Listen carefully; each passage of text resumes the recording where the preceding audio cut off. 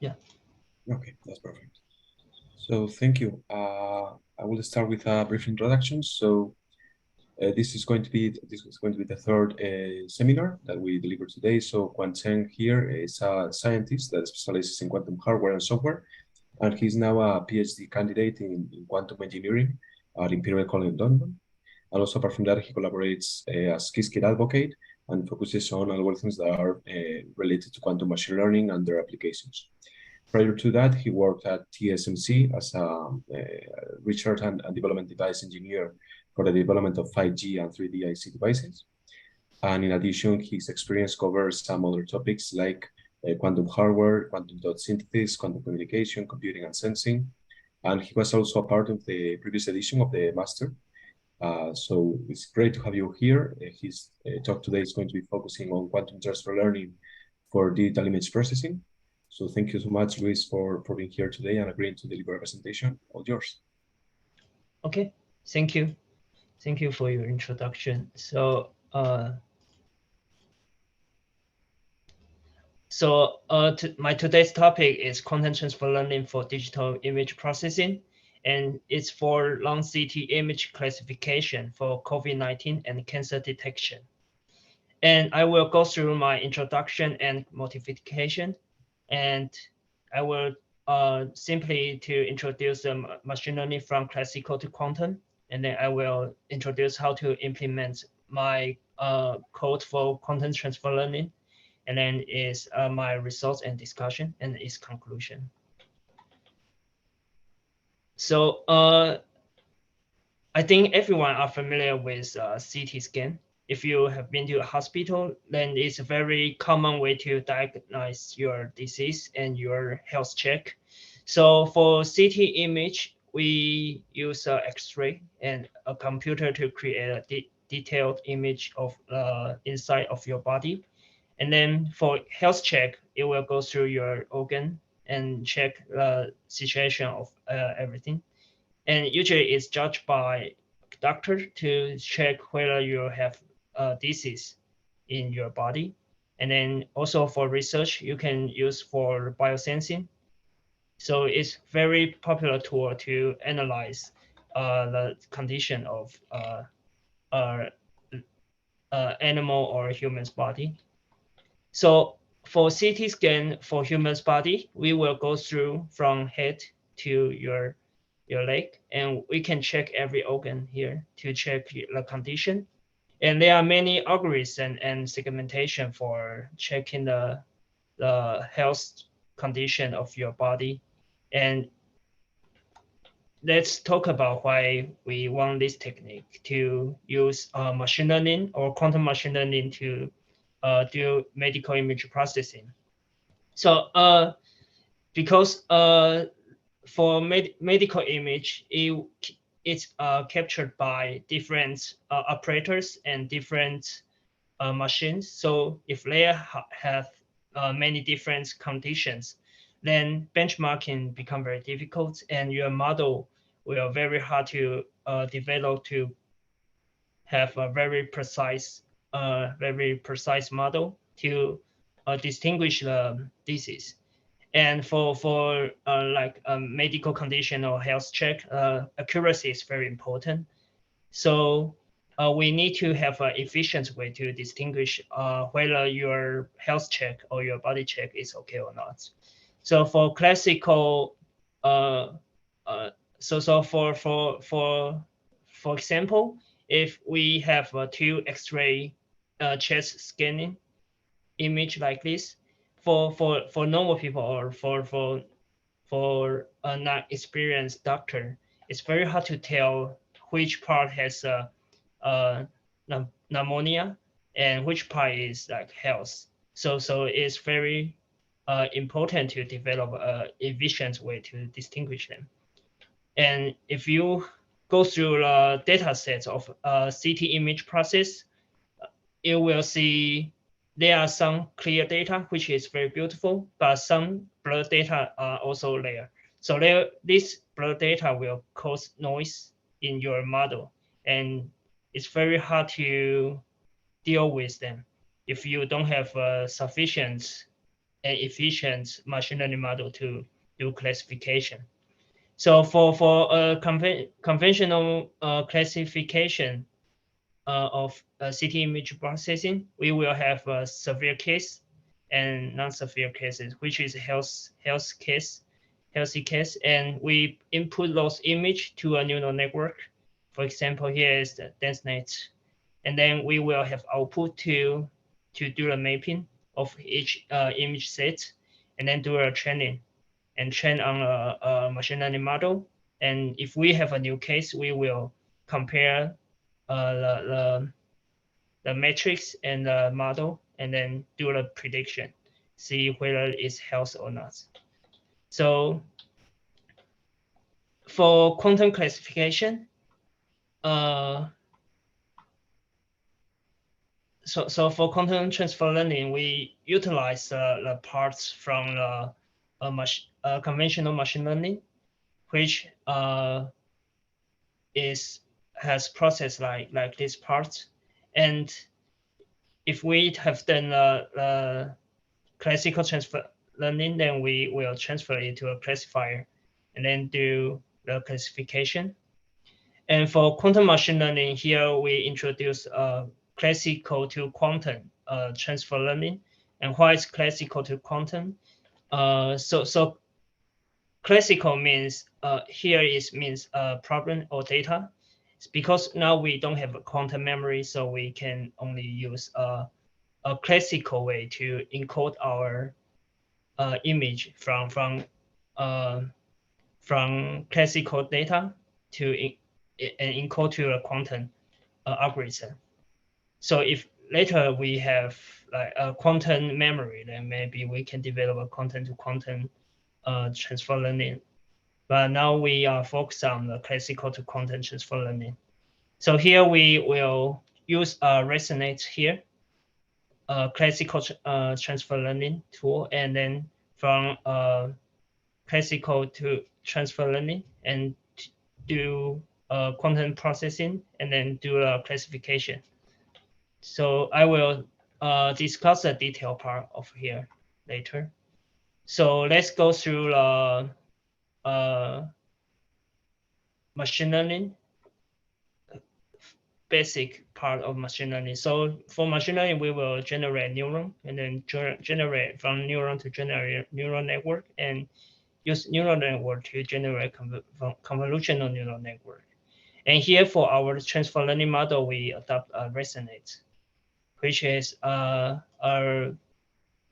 popular way to do transfer learning for medical image processing. And here we have we want to introduce which quantum computer we will try to use in this part. So as people may understand, there are two kind of way to do quantum computing. One is a quantum computer, and the other way is to use quantum simulator. So we can, in a very small number of qubits, like less than 10 qubits or 15 qubits, we can use a quantum simulator to solve the problem, which is more efficient than a quantum computer. If we have a large scale problem we want to solve, like a larger than 30 qubits, then it's very hard to use a quantum simulator to simulate, because time will be very, very long, and we don't have enough memory to encode and do processing. So we have two different approach. But for transfer learning, we will focus on small qubit number, and then so both technique will work in our case. So if we want to compare the quantum simulator and quantum computer, we can choose a different type of quantum computer here. So here for IBM, they use a superconducting loop, and they are still have many different source for quantum computer, like ion trap, or silicon quantum dots, or NV center diamond. They are all different sources, but currently the superconducting loop is most popular one to use.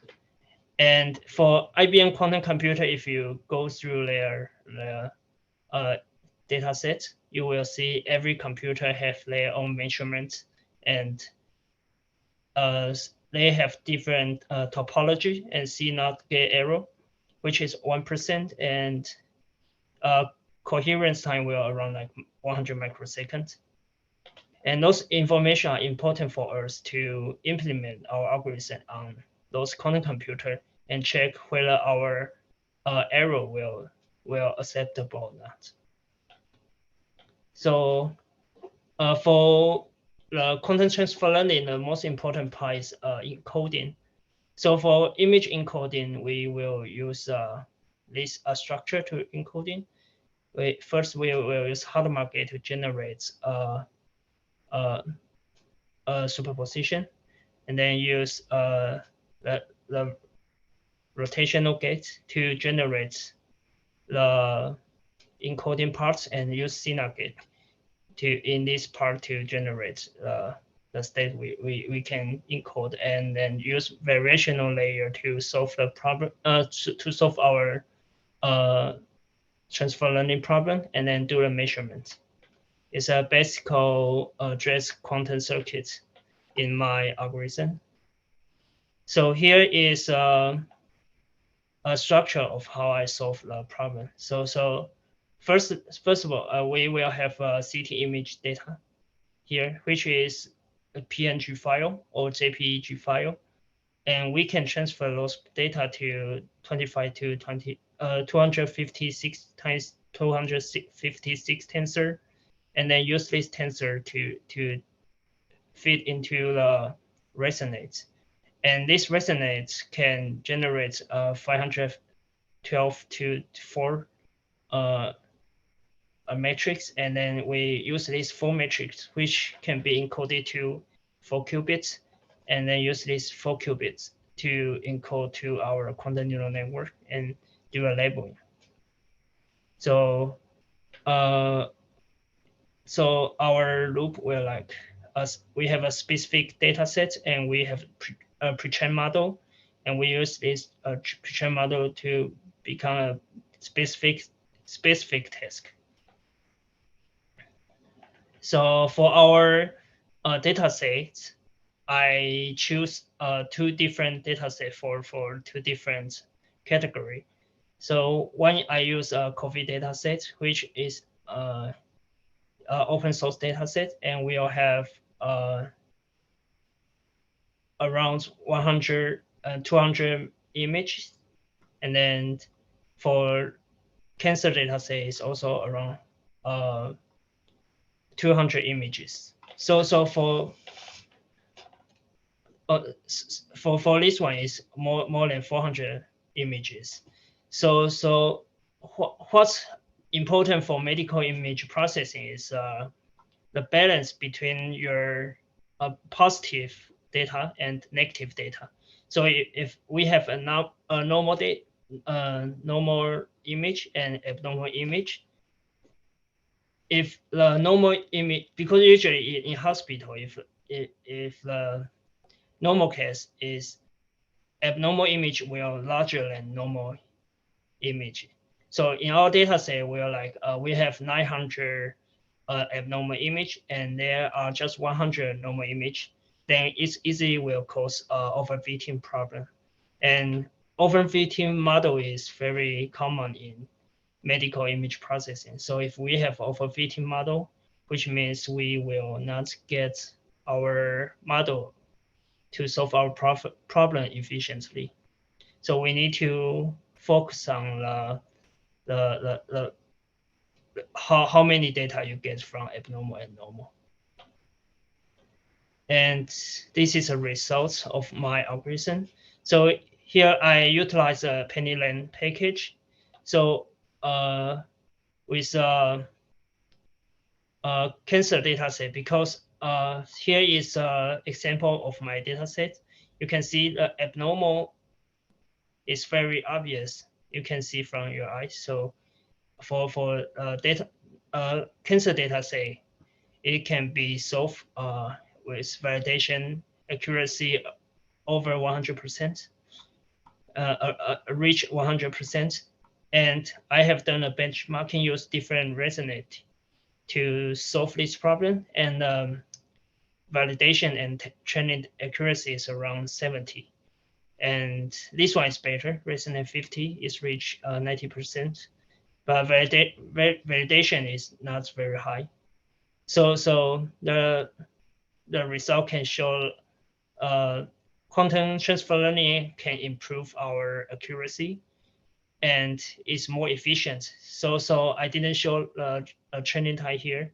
So if we compare from the classical resonate to a transfer learning, the transfer learning will faster 4 times than classical image processing. And in the algorithm, in a content transfer learning algorithm, there are 4 different parameter can be fine-tuned. First is a number of qubits, and second is number of variational layers.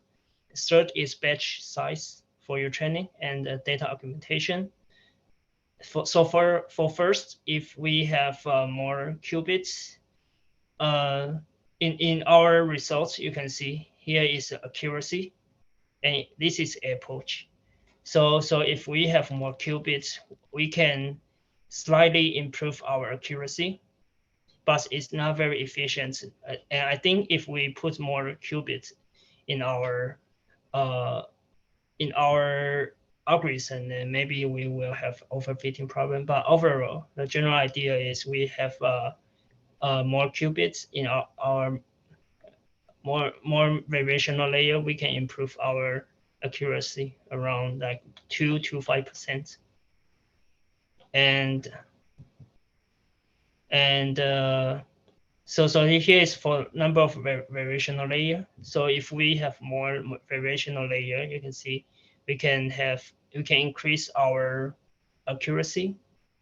And again, so it depends on, so this result is based on simulator. So for simulator, we can ignore the like CNOT gate error or gate error.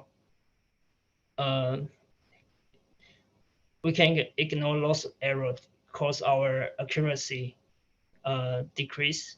But if we are consider about a real quantum computer, if we have more variational layers or more qubits, which means we may have more opportunity to gain the gate error from those parts. So maybe our model will become less accuracy. But so for my test here, I maximum use 6 qubits, which is not a big problem here. And I use a 10 depths of variational layers, which is not very hard task for quantum simulator. And then it's batch size. So if we adjust our batch size for training with a bigger batch size in our data sets, we can improve our accuracy around 10%. I think this is an important part to use. It's important factor for content transfer learning. So if we have a larger batch size, which means we train our images with more image in one times, and it will enhance our variational quantum circuit to do fitting more better. And then it's data augmentation. So for my data set, they are not very large data set. They are just like 200 to 400 pictures. So we may use data augmentation to generate different images, and this will help us to reduce like operation error or image errors from your data sets. So what you can do is you can resize your data, your image, and you can have a horizontal flip of your image, and will enhance your accuracy around 10%. So those four factors, parameters is we can fine tune for our content transfer learning model. But what matter to quantum is these two parts: number of qubits and number of variational layers.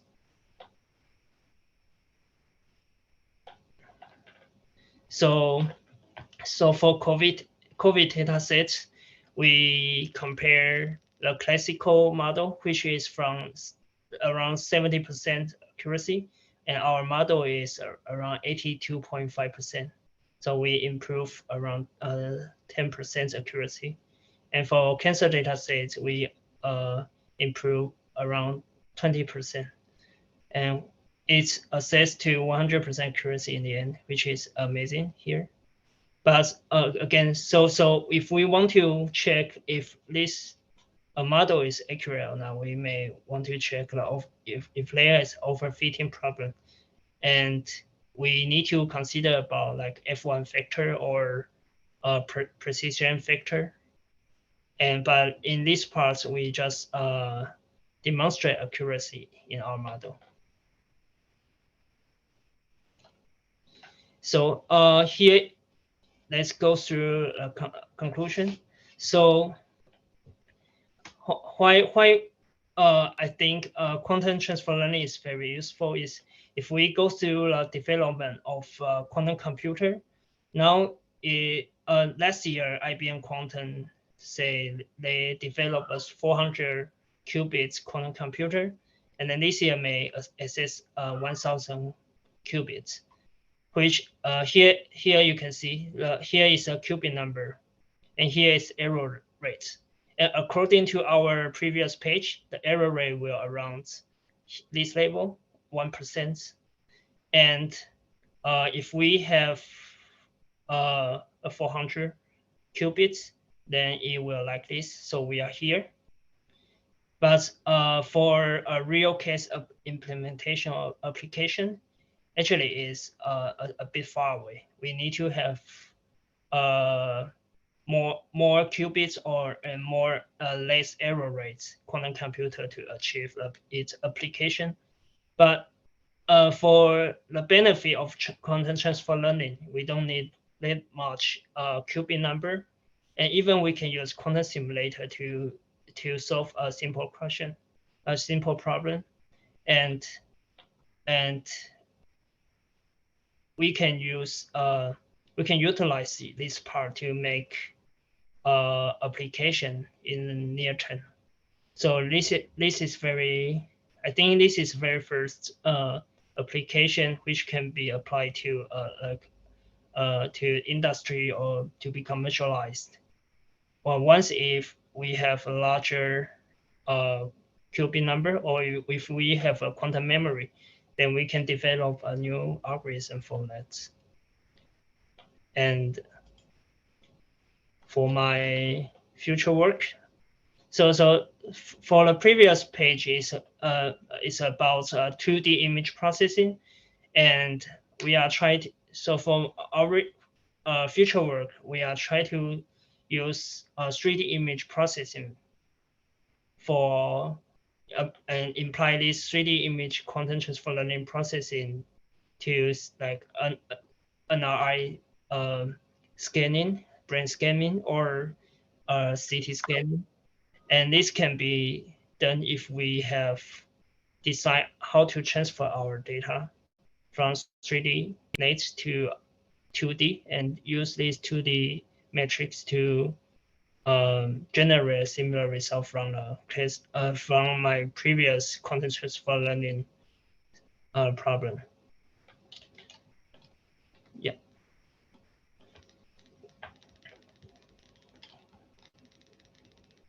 Thank you so much. It's my presentation. Thank you. Are there any questions from anyone in the audience? Yeah, I have a specific question. If you can go back to slide number 9. It is regarding, you just talk about how you were transforming between the scan image, how you were like taking that data and then transforming it into into four qubits, right? Yeah, So yeah. could you a little bit explain a little bit that process? Because for me, it's kind of a little bit difficult to see how you can transform all that data into only four qubits, and still you are not like missing any information or any data. Okay, so for resonate, if you are familiar with resonate, it will generate so for if we have this tensor and we fit into a resonate, it will generate from 512 feature to 4 features, and we use these 4 feature to encode to this quantum circuits. So we use this feature to do data encoding from here, and use this data encoding to transfer to variational layers, and use these variational layers to do measurements. All right, so from the 512 features, then you have to take the four most significant ones. And Yeah, then yeah. from those, you encode those four most significant ones into the four qubit. Okay, yeah, okay, now I got it. Yes. Thanks.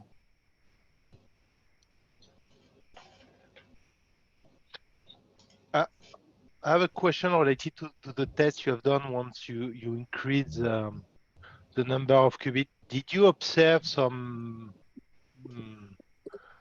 issue with vanishing gradient once you increase the number of qubits? I see improvement in the overall testing training, but I wanted to check that. Okay, so to be honest, I think to increase a number of qubits doesn't increase accuracy much. So I think for this specific problem, because I just have two classification, abnormal and normal, and I think in this label case, number of qubit cannot improve the accuracy that much. Yeah, okay, makes sense.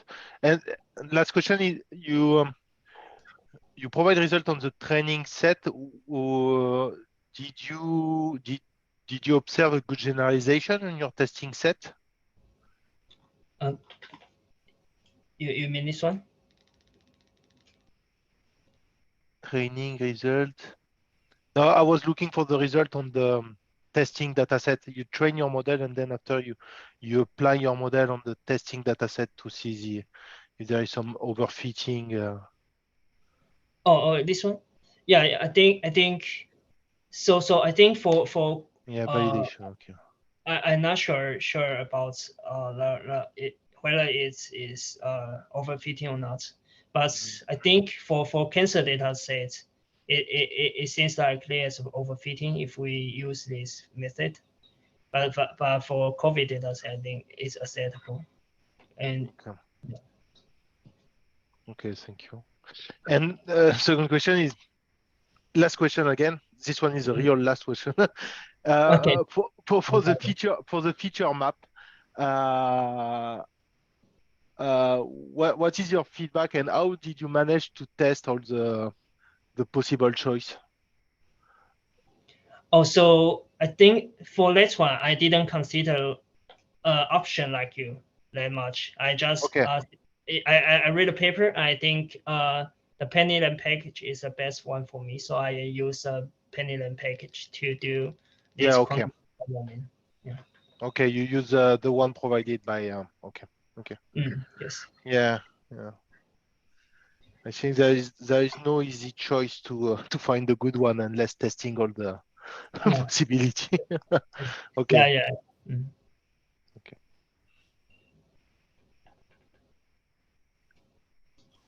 Okay. Anything else? Thank you. I have a question. Yeah. Yes, please. How would you manage the 3D images? Because are you planning to work with that? But it is more complex and related to the cubics. How would you plan to manage the 3D? images? Yeah, so I think it's a very good question. so I think 3D image, there's two different approaches we can do. One is we can really encode.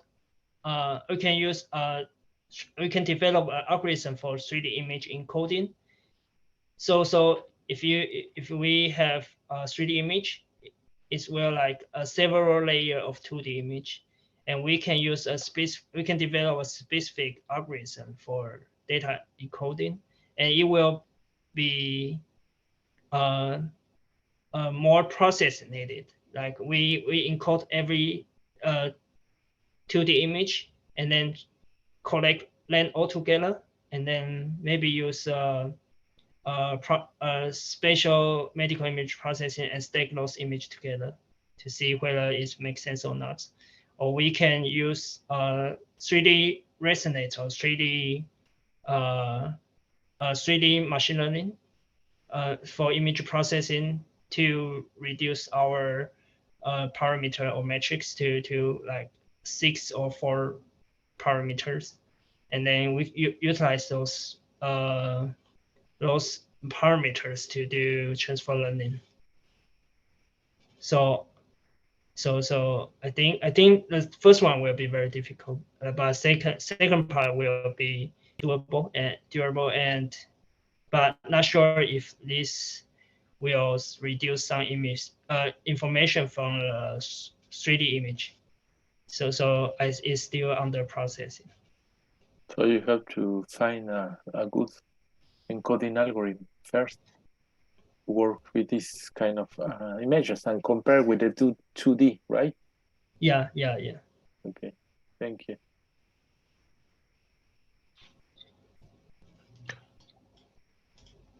I have another question related to the transfer quantum approach. Do you see other use case or application of this technique using classical model for the transfer part and then applying a quantum layer? Can you repeat your question again? Yeah, sorry, I say, do you see other real life or production, or I would say real life use case of using transfer quantum machine learning? Like, I'm not sure, but yeah. So I think a real case for this technique is under processing. So I have seen some paper I mentioned about use this technique to do signal processing, like 5G communication, or use this image image classification technique to solve a small data set of medical image processing. And also some people can use this to like you do a fraud detection. So we have label data and we can solve a small data set for high accuracy results. Okay, thank you.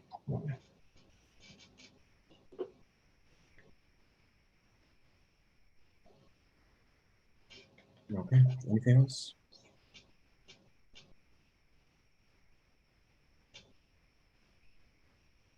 I think that's it. Thank you so much, Luis, and thank you everyone for joining. We will go to another small break and we'll be back in 10 minutes, more or less. Thank you all. Okay, thank you so much.